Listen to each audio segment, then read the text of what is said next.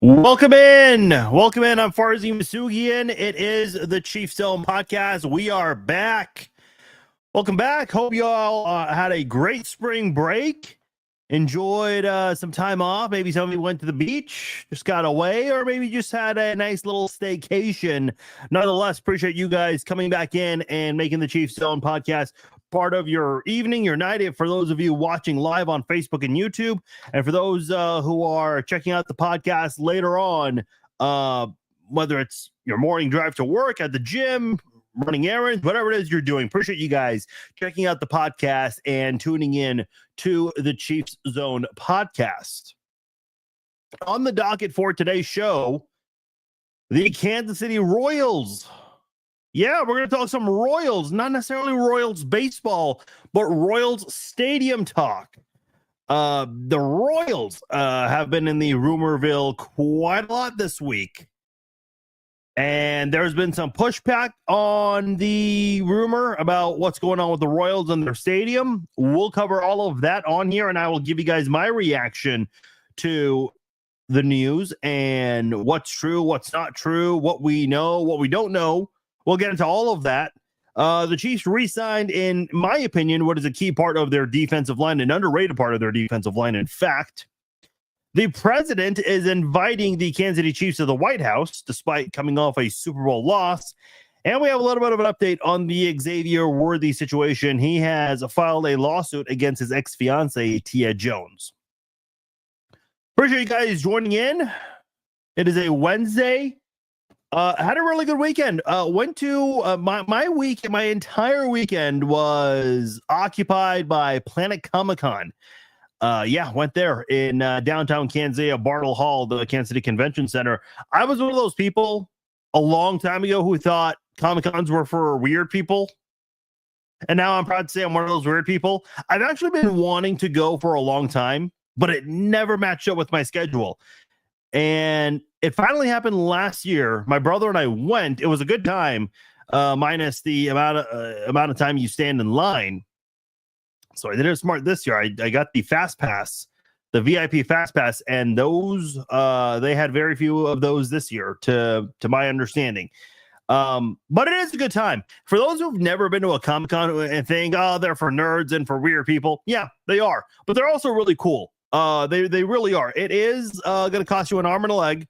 And you might not be able to meet everyone, so definitely prioritize if there are any celebrities you want to meet. And then the vendor hall is also really cool because you're basically going down nostalgia lane, and nostalgia is a very powerful feeling, especially nowadays where we have so many remakes and reboots from popular shows and movies from the 2000s, the 90s, and maybe even before that. So it is kind of cool. It's like taking a trip down memory lane. It really is cool. So I encourage people to go to any of these Comic-Cons. Planet Comic-Con is the biggest one that Kansas City has. Kansas City does have a couple others. Some worth going, some maybe not so much. Just kind of depends what's going on and maybe if it interests you. But it was pretty cool. The reason I'm mentioning this is because a lot of you guys did approach me and said hi, and I appreciate those who did. I also saw a lot of Facebook comments. People were saying, oh, I thought I saw you, or I wasn't sure if it was you or not. Don't be shy. Come up and say hi if you guys ever see me out and about wherever. Because of the following over the years, I've been approached more over time with people telling me they love the podcast, they love the social media, and that really does mean a lot. So don't be shy to say hi. I'm sure I've got things to do, you've got things to do, so I won't take too much of your time. But I always do like to say thank you and hear from those who do support the podcast and support the social media. So don't be shy. Say hi if you see me out and about. All right, that was my weekend. Now here we are midweek, and there's a lot to get into here with the Chiefs. But before we get into Chiefs football, we are going to discuss the Kansas City Royals here.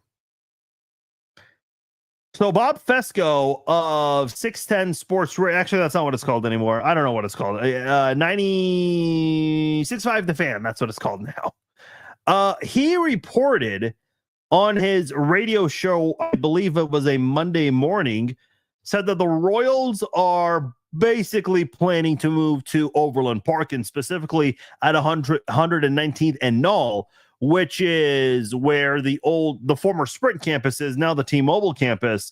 And I guess that building is not being utilized as much ever since ever since Sprint was bought out by T-Mobile. Obviously, that is Overland Park. Across the street from Overland Park is Leawood. You have Town Center, and you have what's that small little area? Park Place, underrated area. It really is a nice area, and I encourage people to check out Park Place. Town Center, I think a lot of people have heard of, especially if you live in Overland Park. I think Park Place is still kind of one of those, it's not brand new or anything, but it's still kind of one of those under the radar type of places in Kansas City. But the rumor out there has been that the Royals are pretty much on their way moving to 119th and Knoll. Here was a quote from Bob Fesco. He said, people within the organization are more and more talking about it like it is happening. There's no more, he said, crossing their T's, dotting their I's. There's no more, well, if. It's almost like when now. So he's basically telling you that he's hearing that they're basically on their way to Overland Park. And I'll tell you right now, 119th and Knoll is a very interesting choice for a professional sports stadium. Not that there's anything bad about Overland Park. I lived there for 15 years, a majority of my life. Lived there for a very long time. But I mean, it's just not Kansas City at the end of the day. And listen, don't get me wrong, there's a lot of great things to do in Overland Park. I'm not saying there isn't. I obviously just mentioned right across the street from the T-Mobile campus, you have Town Center and Park Place. You also have, and I don't know all the names of all the shopping centers. There's a Johnny's Tavern, a Cheesecake Factory, just kind of south of the area. Blue Valley North is right behind that area as well. Blue Valley North High School, for those who are not from Kansas City that don't know. There's also a Guitar Center and a Walmart right near that area as well. And then the Overland Park Convention Center is just north of that.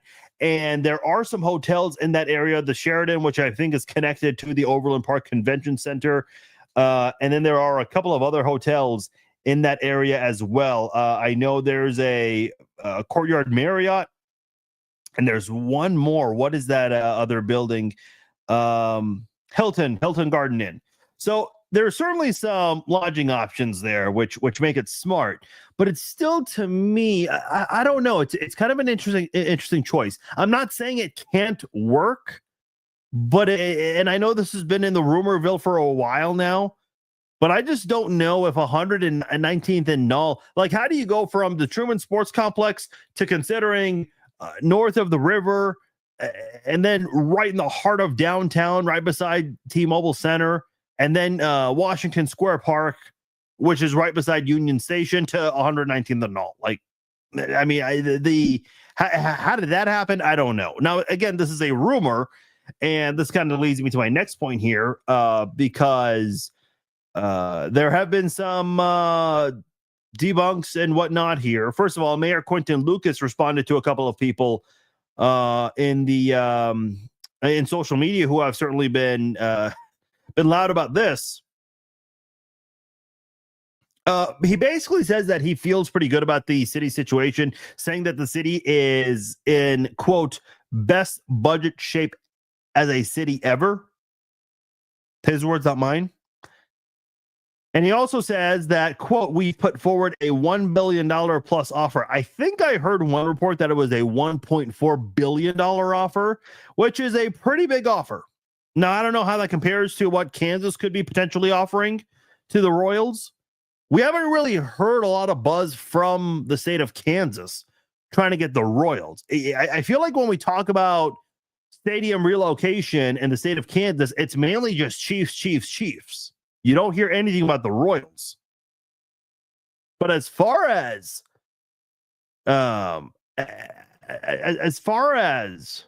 what Mayor Quinton Lucas is saying, he says that he feels like his deal beats others. Obviously, he's trying to say that Casey Mo, and specifically Washington Square Park, has a better deal than what Kansas could be offering. Now, this got a little more interesting Tuesday morning. A statement from a real estate development company located in Kansas City, Missouri called 3D Development issued a statement through the Kansas City Business Journal. And I think some other media outlets picked up on this as well. They basically admitted that they are concerned about the Royals potentially leaving. I'm not going to read the entire statement here, but they do say, quote, "We are very concerned that the Kansas ballpark incentives and site have become very compelling, and we are at risk for missing this once-in-a-half-century opportunity to attract the Royals to downtown. It is a critical time right now for Kansas Cityans to show up to show support for a Royal Stadium in downtown Kansas City. The alternative and reality is that Kansas is about to win this ballpark." That is from 3D Development. Again, they are a real estate development company in Kansas City, Missouri. So they're concerned. Now, this, again, the wheels on this turn pretty quickly, the story at least, because the building owner, Occidental Management, the president, I should say, not the owner, Chad Stafford, he spoke up and basically said that they have not been in discussions with the Royals, and put "not" in capital letters. Said that this is just a rumor, and we are not talking with the Royals about moving to the Aspiria campus, which I guess is the name of the area where the T-Mobile former Sprint campus is at. So my whole thing right here, I don't know what's going on. And here's the thing. I guess the discussion was fun for a while. Listen, this is what we do as sports fans. We speculate on roster signings and these kinds of things. Obviously, stadium relocation is not something a lot of fan bases talk about. So this is kind of something that we'll never have ever again in our lifetime. But basically, Bob Fesco's statement was debunked. Now, I did listen to Bob this morning, and he stood by everything he shared Monday morning, saying that this is what he was told and that there are things going on. He also added that the Jewish Community Center, which is right beside the Sprint campus, or the T-Mobile campus now, you know what I mean. He said that the Royals have reached out to them about acquiring some of the land that the Jewish Community Center owns. And the Jewish Community Center responded and said, "We know nothing about this." So, yeah, I mean, I'm not saying Bob Fesco is a liar. I mean, listen, could he be doing this for ratings? I don't know. I've seen that speculation. I'm sure he was told something by somebody. I just don't know exactly what it was or by who. Obviously, in these kinds of things, you don't ever share your sources with these kinds of things. Listen, again, it could work. It is a really weird location. And again, I'm not saying anything bad about Overland Park. I lived there for a majority of my life. It's just that I just don't know how you go from downtown Kansas City to essentially downtown Leawood. It's just weird to me. Because I saw that was a running joke online, is that, oh, downtown baseball meaning downtown Leawood. Yeah, again, the specific location would be Overland Park, but it's right across the street from Town Center and Park Place, which again is Leawood at the end of the day. Here's my thing. Like I said, the speculation has been going on for a very long time for both the Chiefs and the Royals. I'm kind of just done with it. I really am. Like, I just want to know what's going to happen. I don't know what's going to happen. I really don't. Your guess is as good as mine, anyone else's, really. My prediction all along has been that they will both stay in Missouri. I do think Kansas has kind of gained some ground here. So I think Kansas is kind of 60-40 on possibly getting the Chiefs over at the Legends. But I just feel like the Royals are going to stay downtown, or move downtown rather. Now, I've also heard some people say that whichever team Missouri could lose, that would allow them to focus more on the other team that they had get to lose potentially, and they could spend more money on trying to keep that team. I don't think Kansas is getting both teams. I just don't. I really, really don't. The other option is Blue Hawk, which is way south. So I actually the area that is Blue Hawk now I used to go to high school right across the street from there. That's where I graduated from, Blue Valley West. And that area was just a bunch of land. There was literally nothing. And I remember at the time when I was in high school, there were really small rumblings about the Kansas City Wizards, now Sporting Kansas City, possibly moving there, which never really came close to fruition. But that was a discussion at one point. Now the Royals, they're kind of getting one of the rumors for the Royals in terms of relocation is Blue Hawk, which is off 159th and 69 Highway. If the Royals move to Blue Hawk, they will be closer to Spring Hill than downtown Kansas City. That is way too far south. Now, I know what a lot of people are going to say. If the Chiefs go to the Legends, that is way too far west of the metro area. Yes, it is. But at least that area, the Legends, I mean, that's a big attraction there. I mean, you see the parking lot get filled up, especially when the weather is great on a Friday or a Saturday, maybe even on a Sunday as well, especially if Sporting KC has a game going on that weekend there. I just don't know about 119th and Null. I don't think that's a realistic possibility. I just don't see it. I'm not saying it can't happen with some road reconstruction and whatnot. You can make it work, but there are going to be a lot of people who live around that area that are going to push back against it. I think I heard a story shared on local radio. I think it was on KCMO Talk Radio, how in the 90s, close to 119th and Metcalf, there was a movie theater there. It's no longer a movie theater. It's a gym now, but this was in the 90s. Basically, the movie theater had these bright lights, and the residents that lived right behind it complained and did not want those lights to be on. I mean, if that was a complaint people had in Overland Park in the 90s, think of the complaint they'll have about a downtown baseball stadium, or I'm sorry, downtown Leawood, rather, because there are a lot of homes in that area. And if you guys have been to Kauffman Stadium at night, you know that if you were to ever leave a game early, or even if you don't leave a game early, if you just leave afterwards when the Royals win or lose, if you like go to the parking lot, you can actually see the bright lights and the lighting of the video board. I mean, it's pretty bright because the Royals do have a gigantic video board. So that thing, I suppose, from a mile away can be seen, and that's something that a lot of people could complain about that live in that area. Now, again, a lot of this has been debunked, so we don't really know. But the thing I'm just coming out with here today is that it's getting to the point where it's really annoying. I don't know what's really going to happen. I do have my predictions. I've said Washington Square Park for the Royals and the Legends for the Chiefs. That's what I'm predicting. But I've been predicting this for too damn long now. It's like I'm a broken record at this point. I'm sure a lot of you guys kind of feel the same way. At this point, we just need to see what's going to happen. And unfortunately, that won't be anytime soon. Mark Van Sickle from KCMO Talk Radio, he'll be joining me shortly, and we'll have a discussion about this here. I'll get his thoughts on all of this and some other things, as well as the Royals do have opening day tomorrow. That'll be a lot of fun for those going out there. I do want to talk a little bit of Chiefs football here. There isn't a whole lot of news since we've last done a podcast in terms of the Kansas City Chiefs and their roster and whatnot. But the Chiefs, since we've last spoke, they did re-sign Mike Pennel, the defensive tackle who joined the Chiefs mid-season in 2019, helping them make a strong push for Super Bowl 54. If you remember that year, the Chiefs signed 3 players mid-season to help make a push for Super Bowl 54. They signed Mike Pennel. They signed Terrell Suggs, who wanted to go back to Baltimore, but I guess he wasn't complaining about Kansas City being the team that wanted to bring him in. And they also signed, on the offensive side of the football, Steven Wisniewski, the offensive guard who really played well for the Chiefs coming in mid-season. And I think all 3 of those played a really underrated and underappreciated role in helping the Chiefs win a Super Bowl.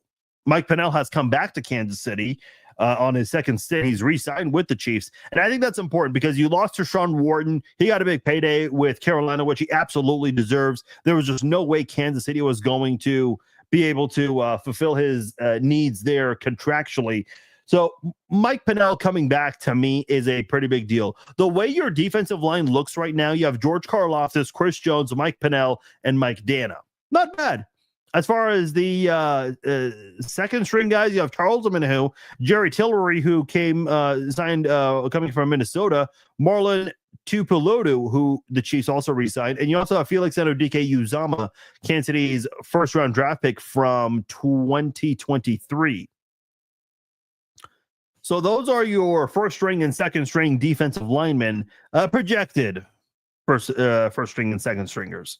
As far as looking across the board on offense, I mean, you obviously have Mahomes as your quarterback, Gardner Minshew, Bailey Zappi, your backup quarterbacks for now. Offensive line, here's how it looks right now. You have Jalen Moore from left to right. Jalen Moore, Kingsley Suamataia is speculated at left guard. Creed Humphrey in the middle. Trey Smith, they brought him back, signing the franchise tag, and Juwan Taylor at right tackle. Tight ends, you have Kelsey, you have Gray, Jared Wiley coming back from injury. They also brought back Anthony Ferkser, Baylor Cup, Robert Tonyan, also part of the depth right now. Wide receiver is looking pretty good too. Rashee Rice with a suspension looming over his head right now. Xavier Worthy, who I will get into shortly. Hollywood Brown, Justin Ross, Juju Smith-Schuster re-signed, Nico Remigio, who I think is going to have a bigger role on this team on special teams and maybe a little bit more on offense. Sky Moore, still part of your team. Tyquan Thornton, who certainly has some potential and might be able to make some noise in training camp and in the preseason to make a roster spot. So I'm just kind of looking across the board because linebackers, you have Nick Bolton, Drew Tranquill, and Leo Chenal. Those are your three main linebackers, with Blake Lynch coming back, Jack Cochran, Cole Christensen still part of the team, Cam Jones still part of the team. Defensive backs, at quarterback, you have Trent McDuffie, Jalen Watson, Shamari Connor, Christian Roland Wallace, Christian Fulton, who you signed from the Chargers, Nazeeh Johnson, Brian Cook. And I forgot to mention the running back position. They're pretty crowded there with Pacheco, Hunt, Elijah Mitchell coming in from San Francisco, Carson Steele, Keontae Ingram still part of the team. I'm just looking across the board right now, and I'm not saying this is a perfect 22 with the Chiefs' offense and defense and their projected starters here, but I don't see like an area where I'm kind of looking at where I think the Chiefs desperately need to draft a player because they desperately need something at that position right now. Now, I would argue that left tackle and left guard are still some question marks. I know they trust Jalen Moore. They feel pretty good about him. Is Kingsley Suamataia a guy you really trust at left guard? Those are some things that Kansas City has to think about right now. I think the Chiefs ultimately are in position to draft best player available.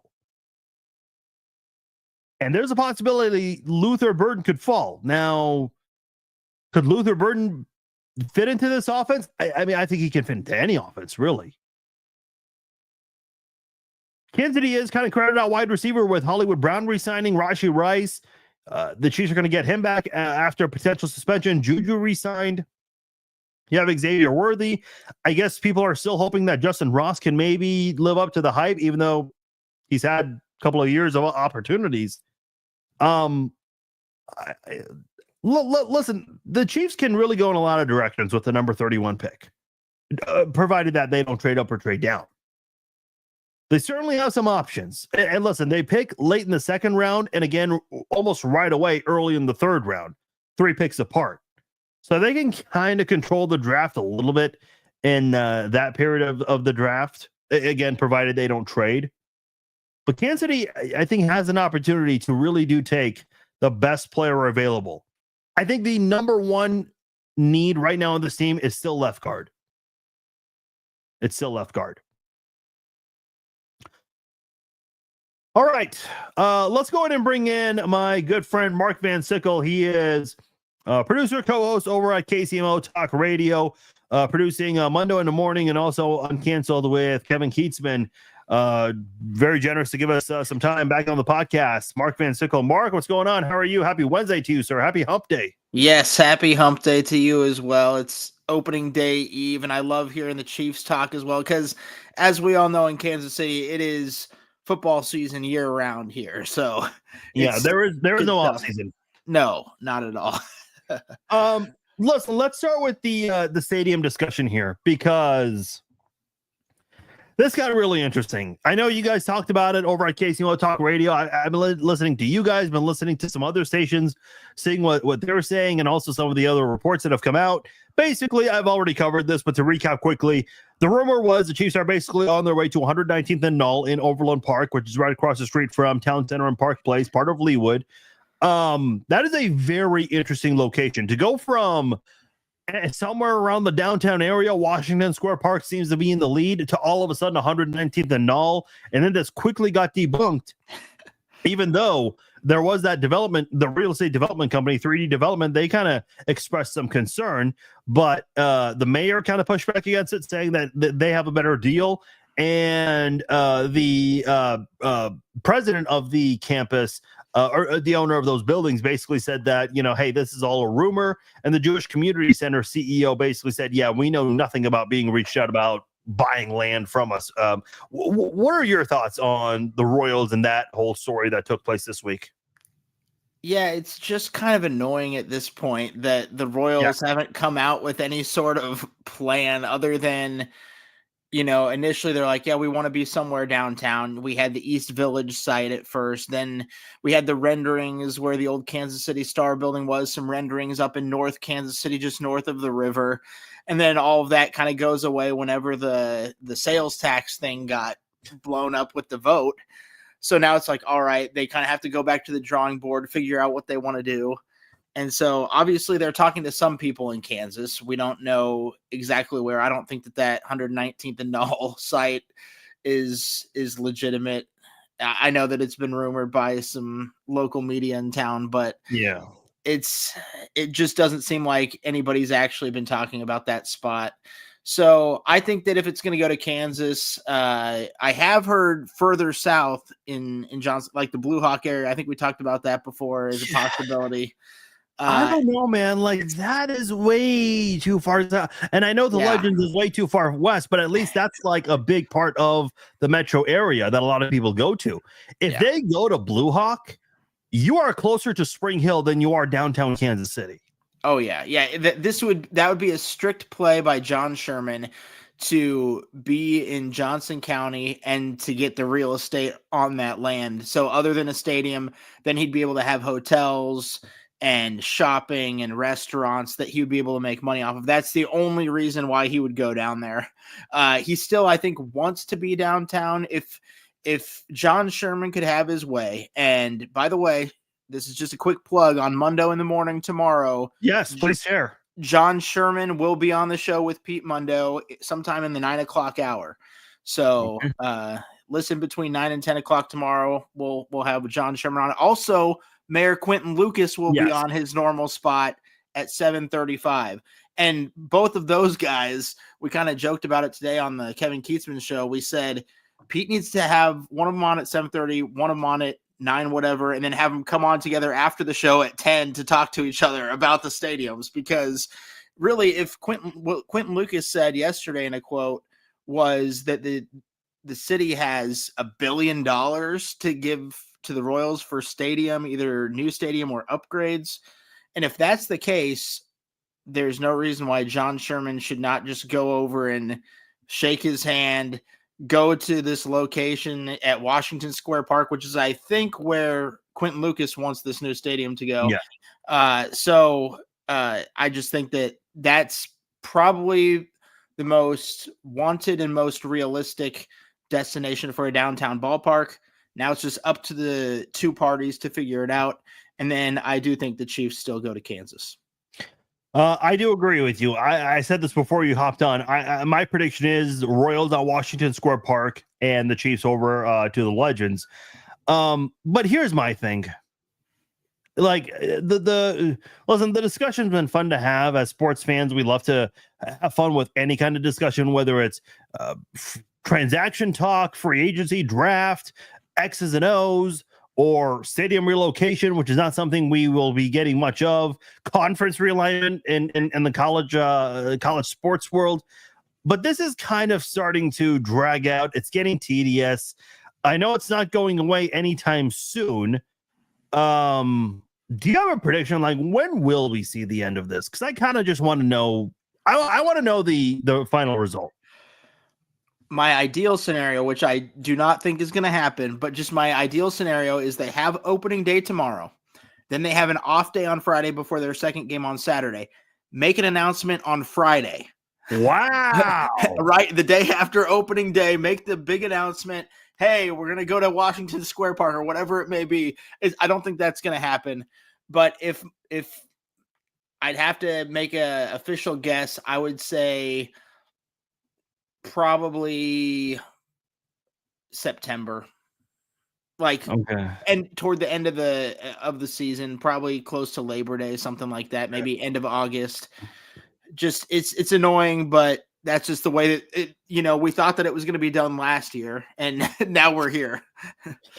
I still go back to that vote, man, and it's like the Royals and the Chiefs were uber confident with all of that. And then when some of the rumors came out that this is a tax increase and they tried to clarify some of those things, which, by the way, you knew this is going to be a big deal and a lot of people were going to react. How come you didn't provide that clarification before the confusion? And then 2 weeks before the vote, and I criticized Clark Hunt on this because people are accusing Clark Hunt of not putting a good enough sales pitch on the renovations because he wanted to actually leave. I don't believe that, because 2 weeks before the vote mark, he was putting out a statement and an email. And I think some of these statements also went out to residents in Jackson County, basically promising help in the community, help in local schools and housing if the vote went their way, which is, I mean, you're basically doing bribery at that point. And then not only that, they use Patrick Mahomes, they use Travis Kelce, they use Salvador Perez, arguably three of the most beloved players in Kansas City sports history, to help promote this, and they still could not get it to go their way. Yeah, they put a lot of, I mean, say what you want to, but they put money into those commercials and everything like that. So they did put some of their own money into that first vote. So they saw how it went. Obviously, they see the taxpayers don't. By the way, it was going to be a continued tax. So technically a new tax, but it was going to be the same tax that taxpayers have been paying for the past 30 years already. It wasn't going to be an increase to a 5/8 cents sales tax or anything. It was still going to be the 3/8 cent sales tax. Now, I guess you could consider it a tax cut if they don't have that any longer after 2031. But yeah, it's just kind of like the Chiefs and Royals, I think, both gave an effort. I don't know if it was an A+ effort, obviously, but no, they put time into it. They put money into it. It just wasn't a full court press like I think it could have been.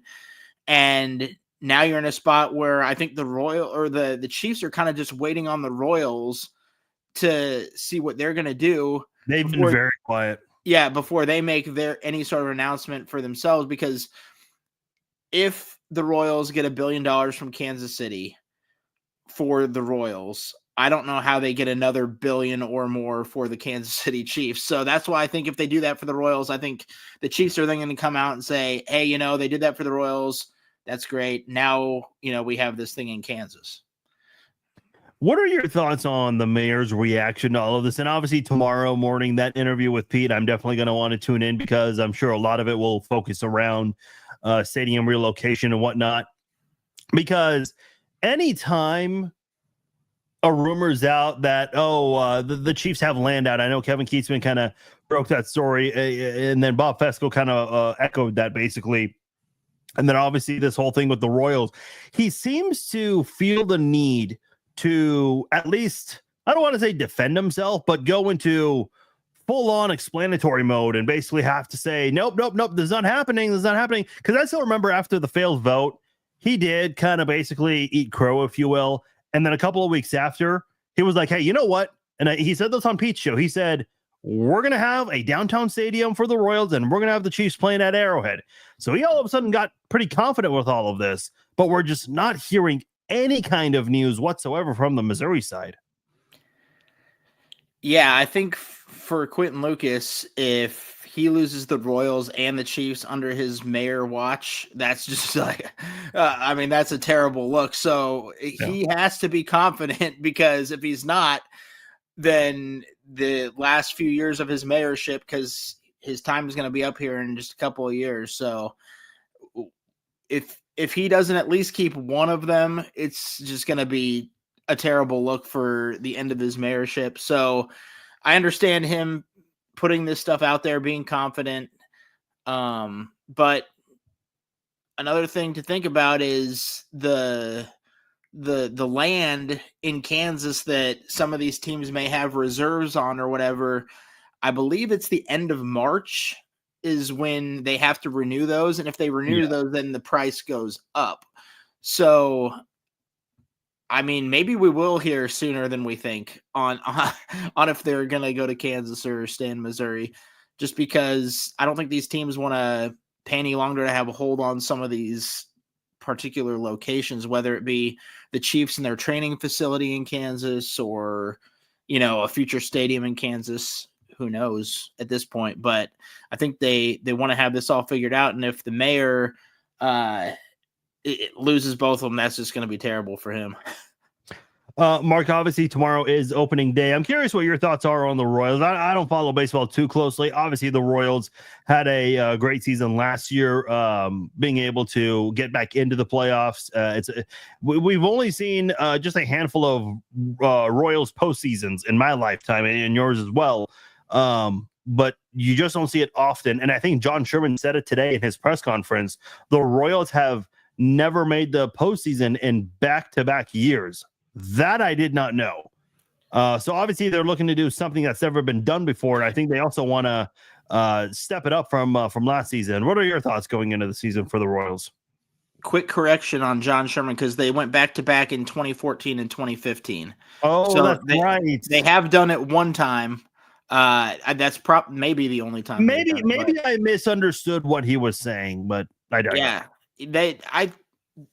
this year is going to be very interesting because they were able to sign back some pitchers that maybe some people didn't think that they were going to be able to get back. They added a closer, which they already had Lucas Erceg as a closer. So now Erceg is going to be kind of that guy that can float around if you need him in the seventh inning against the heart of the order. If you're playing the Yankees or somebody really tough like that, you can bring Erceg in the seventh inning or in a tight spot. So I like what they've done with the pitching. And even with the lineup, they bring in Jonathan India. They trade Brady Singer. I think that's going to be a good move for them to have a leadoff hitter like Jonathan India. Bobby Witt Jr. is a superstar at this point, so it's going to be a lot of fun to watch him play again. It's going to be interesting to see what they do with Jack Caglione. He was drafted last year. He was a pitcher and a position player in college. I think that they're going to try to keep him at first base, maybe play him some right field in the minor leagues this year. I wouldn't be surprised if he's up at the end of the summer with the big league club. So that would be a lot of fun if they're making a run at the playoffs again this year.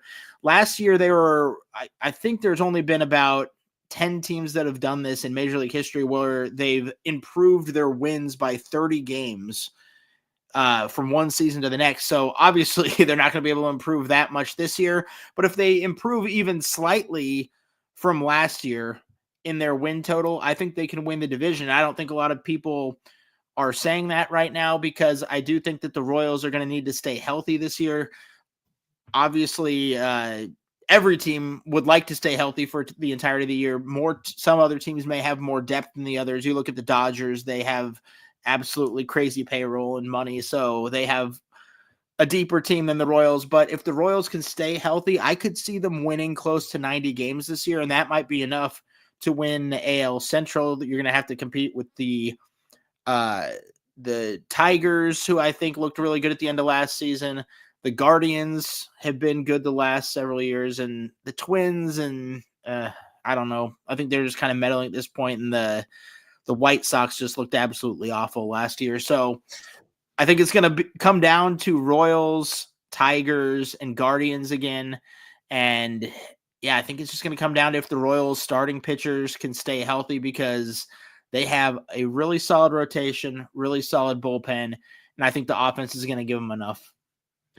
Whenever I think of Royals opening day, I go back to 2004. Remember that one? Ooh, that was coming off the the Tony Pena era, right? Yeah, I think Tony Pena was still the manager of the team. Yes, So if yes. you remember opening day, the Royals were down, I think, by 3. And Mendy Lopez was a pinch hitter. And I think they took out Desi Relaford. And Mendy Lopez hit a 3-run game-tying home run. And then Carlos Beltran hit a walk-off, a 2-run walk-off home run. I mean, that was just what. And by the way, that 03 team the year before, I think had a great year, but they just had a really bad September and they fell out of the playoff race. So 2004, what do? They add a couple of guys, and people thought they lost Raul Ibanez, but people thought that this Royals team was going to be very competitive. Here was their starting lineup, just going through by position. Their catcher, I was excited for this guy, Benito Santiago. Remember that one, Mark? Yes, Mike yes. Sweeney, Desi Relaford, Joe Randa. Your shortstop, former AL Rookie of the Year, Angel Baroa. Aaron Guile. I remember seeing Aaron Guile in person once get an inside the park home run. Carlos Beltran, who I was a huge fan of.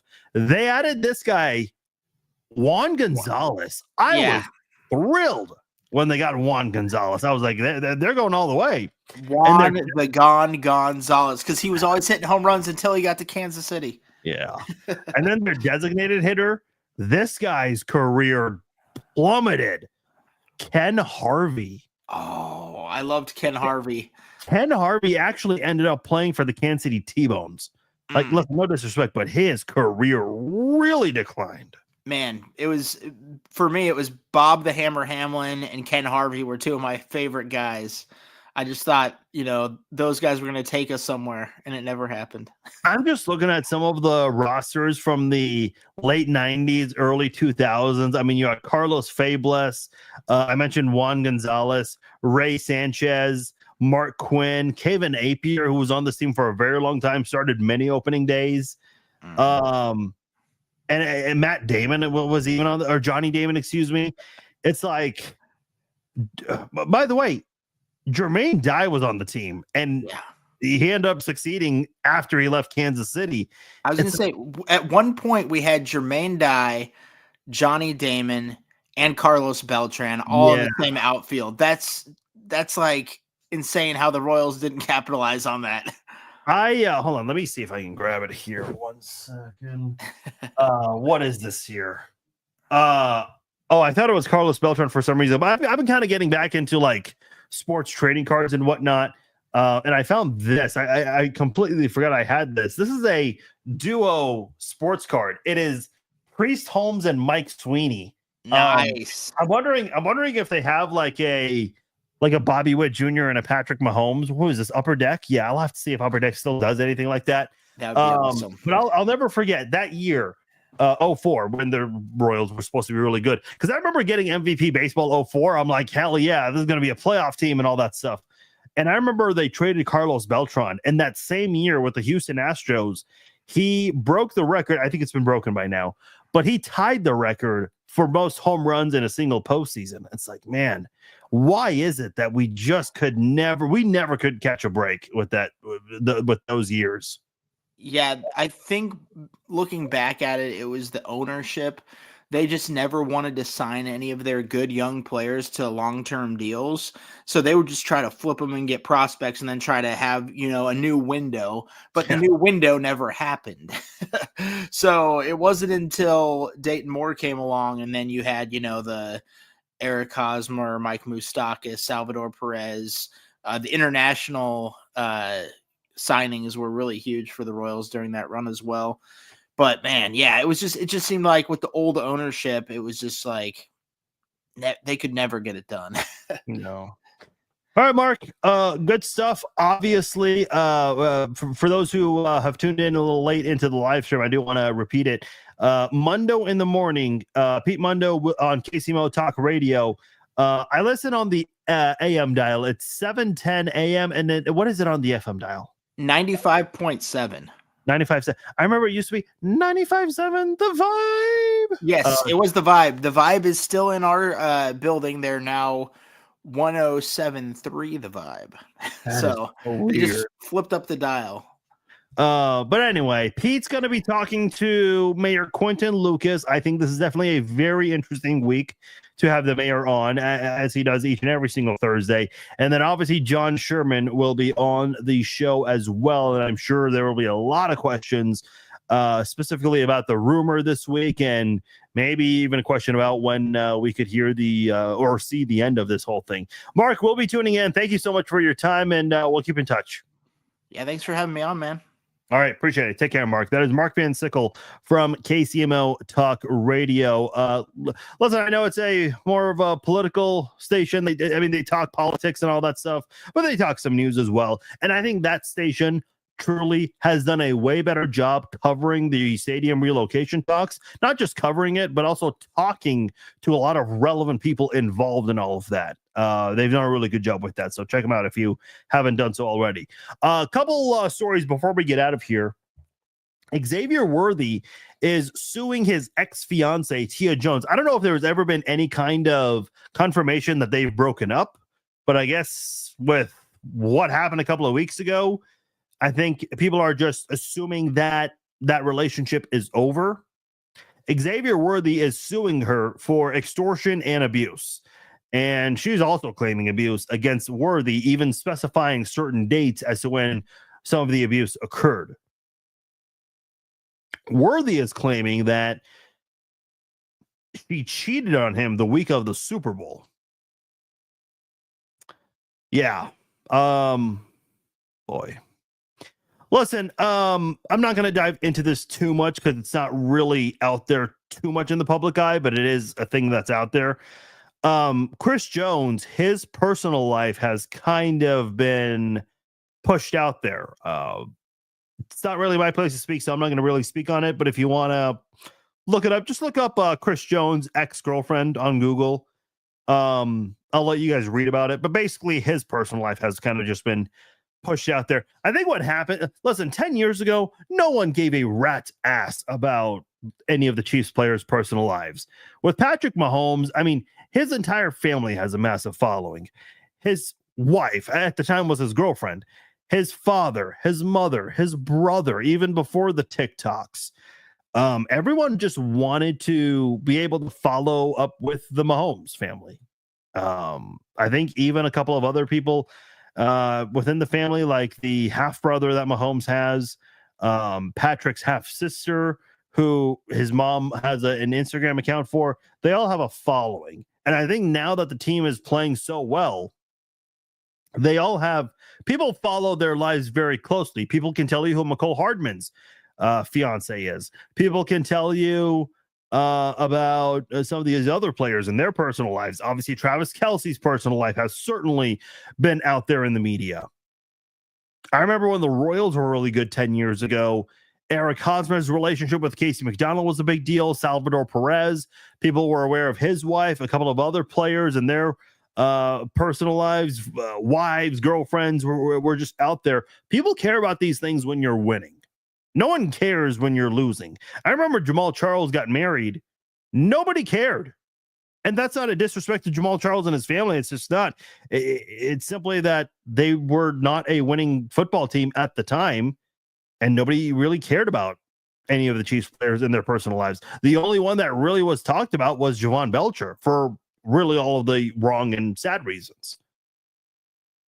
So a lot of these Chiefs players, their personal lives are just now out there.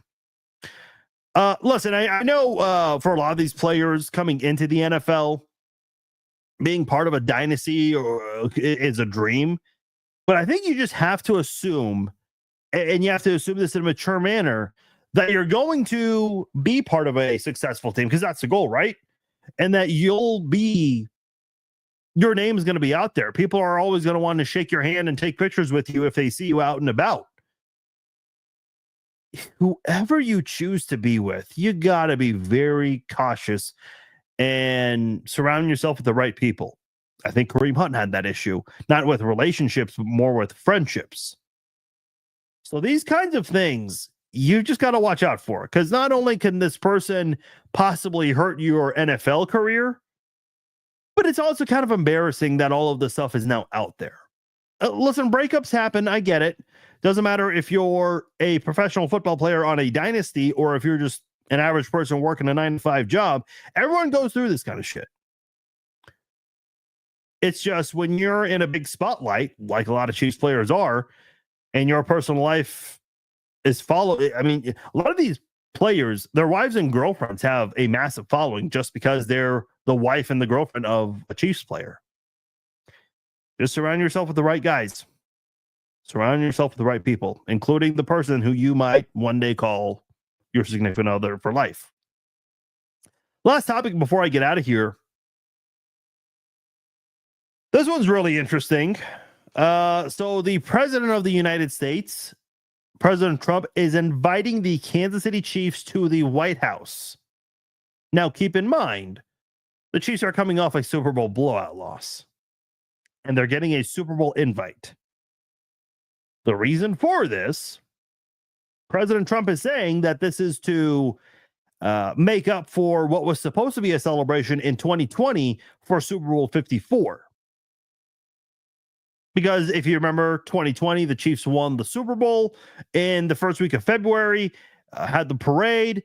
And I think the day after the parade, the president had a press conference. And in that press conference, he mentioned the Chiefs were going to be visiting the following week. None of that happened. Now, the pandemic was still kind of far from happening, at least a month away from happening. So it still could have been done, but it just didn't. It didn't go with the president's timeline, the White House visit, that is. Obviously, you know the rest. The world went to hell. That long-running joke that if the Chiefs were to ever win a Super Bowl, hell would freeze. Well, kind of did. But neither here nor there. So the Chiefs did not have a White House visit in 2020. Now, when President Biden defeated President Trump in November of that year, the mayor, Quinton Lucas, who we've talked about a couple of times already on the show, he tweeted after President Biden's victory that the Chiefs would still have an opportunity to visit the White House, which is kind of weird. I guess it didn't really matter because the Chiefs ended up visiting the White House after Super Bowl 57 and again after Super Bowl 58. Obviously, there is no reason for them to visit this year, but the president is inviting the Chiefs to celebrate Super Bowl 54, a championship they won 5 years ago. The Chiefs have already gone to the White House twice since then to celebrate Super Bowl 57 and Super Bowl 58. Now, listen, I mean, not to get too political, but is he doing this because he knows that there are a couple of outspoken supporters on the team? Yeah, sure. Obviously, the Hunt family, they're very supportive of President Trump. Harrison Butker, we all know his stance. Chris Jones has never necessarily given a stance, but he was really the first player to come to Harrison Butker's defense. Not that it shows his political allegiance, but he was pictured walking up to the president before Super Bowl 59 and shaking his hand. That went viral, and that was a big deal. And I guess Patrick Mahomes might also be a supporter of the president's by way of his wife, given the amount of flack she took for liking President Trump's post during the election race. Yeah, that was interesting. This is odd. I get he's probably doing this because there are some supporters of his on the team. But why go and celebrate a championship from 5 years ago? Add in the fact the Chiefs got whooped in Super Bowl 59. I mean, this is just kind of a weird, it feels like a participation trophy. I get his reasoning. Oh, let's do it from 5 years ago because they did not get a chance to go 5 years ago to the White House. Yeah, but man, sometimes you just miss out on things. You just do. Like, you can't get a do-over on these things. I mean, I guess you could with this. No one's going to stop them. But I don't know, man. Like, that's just weird. Because I think the loss, as much as Chiefs fans want to say they've moved on, that loss is still fresh on everyone's minds, especially the players. Like, that it'll be on their minds until that first game of the season, and hopefully they can start off with a win, so that way they can go ahead and officially put that away. But this is just odd. We've never seen a team. I know in baseball they do it really weird, where the White House visit for the reigning World Series team is during the following season. I've never really understood that. My guess is a lot of the players, since there are a lot of players from Latin America and whatnot, a lot of them do go home during the offseason. So I guess there's really not an easy time to do it during the offseason. I don't know. I'm speculating there, but yeah, this is strange because when the Chiefs went to celebrate Super Bowl 57, Chad Henne had retired, Eric Bieniemy moved on. Now they came back for one day to all go to the White House. That made sense, but it's a little weird to bring back players from 5 years ago. I mean, are you going to go and bring back Terrell Suggs? Are you going to bring back Steven Wisniewski, Eric Fisher, Tyreek Hill, Sammy Watkins, Demarcus Robinson? Like, this is weird. I've never really, we've never seen this where a team celebrates a championship win at the White House from more than a year ago. This is from 5 years ago. I think the Chiefs are going to do it. Tavia Hunt, the wife of Clark Hunt, she actually liked my Instagram post when I shared the news about this. So if that's an indication, the Chiefs are probably going to go. They're probably going to go. It'll be weird, but hey, I suppose when you have an opportunity to go to the White House, you go. And some Chiefs have been there a couple of times already. I guess there are going to be a couple who will get to go for the first time. Because I don't think Tyreek Hill ever got to go to the White House. No, he never did. He never did. All right, that'll do it for this edition of the Chiefs Zone Podcast. I am Farzin Vousoughian. If you are going to go to opening day tomorrow, be safe, have fun, enjoy it. Hopefully the Royals come away with a win.